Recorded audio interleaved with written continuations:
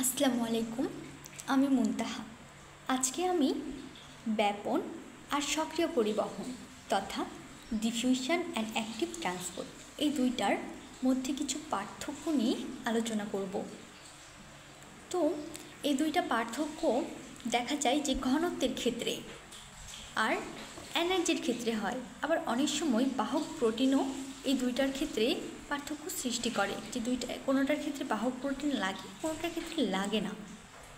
আর ঘনত্ব আর এনার্জি যেটা আছে সেটার মধ্যে পার্থক্য এরকমটা দেখা যায়, ব্যাপনের ক্ষেত্রে সাধারণত উচ্চ ঘনত্ব থেকে বস্তুসমূহ নিম্ন ঘনত্বে চলে যায়, কিন্তু অ্যাক্টিভ ট্রান্সপোর্টের ক্ষেত্রে বস্তুসমূহ নিম্ন ঘনত্বের স্থান থেকে উচ্চ ঘনত্বের স্থানে চলে আসে।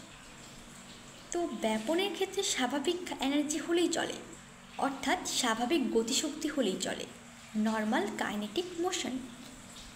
কিন্তু অ্যাক্টিভ ট্রান্সপোর্টের ক্ষেত্রে যেহেতু একটা বিপরীত প্রসেস ঘটে, অর্থাৎ নিম্ন ঘনত্ব থেকে উচ্চ ঘনত্বে বস্তুসমূহ যায়, তাই এখানে নর্মাল কাইনেটিক মোশন এর সাথে অতিরিক্ত এনার্জিও দিতে হয়, নয়তো কাজটা করবে কেমন করে, যেহেতু কাজটা বিপরীত যে কোনো কাজই কঠিন।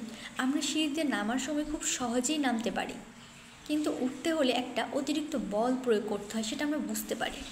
তো ব্যাপনের ক্ষেত্রে একটা উদাহরণ দিই। ধরো তুমি বাজারে গিয়েছ, সেখানে গিয়ে তোমার রজনীগন্ধা ফুল কিনতে ইচ্ছে হলো, তুমি রজনীগন্ধার একটা স্টিক নিয়ে বাড়িতে চলে আসলে। একটু আগে তোমার বাড়ির পরিবেশে এমনি আলাদা কোনো গন্ধ তুমি ফিল করোনি, কিন্তু যেই তুমি রজনীগন্ধাটা নিয়ে এসে তোমার ঘরে টবে রেখে দিলে, তখন দেখবে ঘরটা কি সুন্দর একটা গন্ধ। তো ওই যে গন্ধটা ছড়িয়ে পড়লো, রজনীগন্ধাতে গন্ধটা ছিল, উচ্চ ঘনত্বের ছিল, তোমার বাড়িতে তুমি আলাদা কোনো কিছু গন্ধ ফিল করোনি, স্বাভাবিক আছো, স্বাভাবিকই লাগছে, অর্থাৎ সেই জায়গাটায় স্বাভাবিক একটা ঘনত্ব আছে, যেটা কিনা রজনীগন্ধার চেয়ে কম। অর্থাৎ রজনীগন্ধায় যে গন্ধটা আছে সেটা উচ্চ ঘনত্ব সম্পন্ন, আর তোমার ঘরে যেই বাতাসটা আছে সেটা নিম্ন ঘনত্ব সম্পন্ন। রজনীগন্ধা ফুলটা ঘরে রাখার কারণে ঘরটা সুবাসিত হয়ে গেল, এইখানে ব্যাপন ঘটল। এখন বিপরীতভাবে প্রক্রিয়াটা অ্যাক্টিভ ট্রান্সপোর্টের ক্ষেত্রে ঘটে, এখানে নিম্ন ঘনত্ব থেকে উচ্চ ঘনত্বের দিকে যায়। এগুলো আমাদের কোষে ঘটে, মানব দেহে ঘটে অ্যাক্টিভ ট্রান্সপোর্ট। আবার ব্যাপনটাও আমাদের মানব দেহেই ঘটে। আমাদের মানব দেহ হলো রাসায়নিক কারখানা, এখানে প্রচুর রাসায়নিক বিক্রিয়া ঘটে, এটা সবচেয়ে বড় কারখানা, প্রতিনিয়ত প্র্যাকটিক্যাল একটা কারখানা, আমরা সব সময় আমাদের সাথেই থাকে যেটা।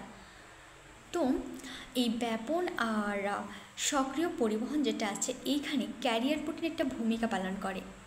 ব্যাপনের ক্ষেত্রে এটা যেহেতু স্বাভাবিক প্রসেস, ক্ষেত্র বিশেষে ক্যারিয়ার প্রোটিন দরকার হয়, আবার দরকার হয়ও না। কিন্তু অ্যাক্টিভ ট্রান্সপোর্টের ক্ষেত্রে নর্মাল কাইনেটিক মোশনের পাশাপাশি যেহেতু আরও শক্তির প্রয়োজন হয়, তো এই আরও শক্তির যোগান কে দেবে? যে দিবে তার কাছে যাওয়ার জন্য, তার কাছ থেকে নেওয়ার জন্য এই অ্যাক্টিভ ট্রান্সপোর্টকে ক্যারিয়ার প্রোটিনের সাথে যুক্ত হতে হয়। তো এখন এই বিষয়টাকে আমি ইংরেজিতে বলি। The energy that causes diffusion is the energy of the normal kinetic motion of matter.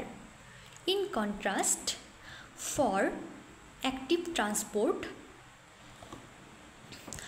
the movement of substance requires an additional source of energy besides kinetic energy. কথাগুলো কি খুব কঠিন? একেবারেই না। আমাদের ইংরেজি, বাংলা ভাষাটা আমাদের মাতৃভাষা হওয়ার কারণে এটা অবশ্যই আমাদের ভালো লাগে, সহজ লাগে, কিন্তু ইংরেজি ভাষাও খুব সহজ। এটাকে যদি সহজভাবে ভাবি, সহজভাবে বলি, খুব কঠিন কোনো কথাই বলিনি, সব শব্দের বাংলায় জানা, আর আমি বাংলায় যেটা বললাম সেটারই সরাসরি ইংরেজি বললাম, তো বিষয়টা খুব সোজাই। এবারে এই দুটার সংজ্ঞা বলি। Diffusion means random molecular movement of substances molecule by molecule either through intermolecular spaces in the membrane or in combination with a carrier protein. In contrast, Active transport means movement of ions or other substance across the membrane in combination with a carrier protein in such a way that the carrier protein causes the substance to move against an energy gradient, such as from a low concentration state to a high concentration state. কঠিন কিছু যা বাংলায় বললাম সেটা ইংরেজিতে বললাম। তাহলে আজকে এই পর্যন্তই। আল্লাহ হাফেজ।